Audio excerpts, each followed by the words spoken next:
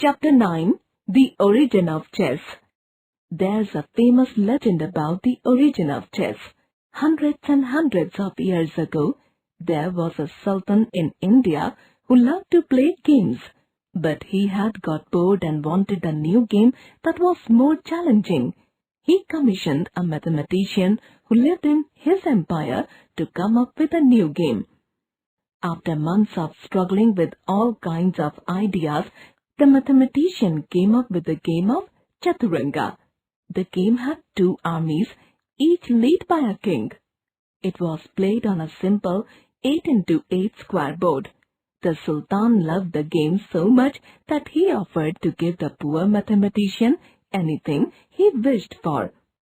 "O Emperor, my wishes are simple. I only wish for this.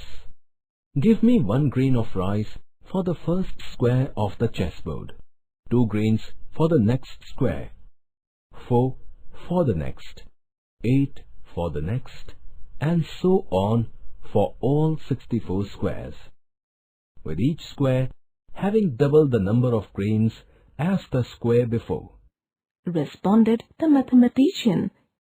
"Is that all?" asked the king. "Why don't you ask for gold or silver coins instead of rice grainless?" "The rice will be sufficient for me," replied the mathematician. The emperor agreed, amazed that the man had asked for such a small reward, or so he thought. He ordered his staff to lay down the grains of rice, but soon learned that all the wealth in his kingdom would not be enough to buy the amount of rice needed on the 64th square. After a week, his treasurer came back and informed him that the reward would add up to an astronomical sum, far greater than all the rice that could be produced in many, many centuries. "You have provided me with such a great invention, and yet I cannot fulfill your simple wish. You are indeed a genius," said the Sultan, and made the mathematician his topmost adviser.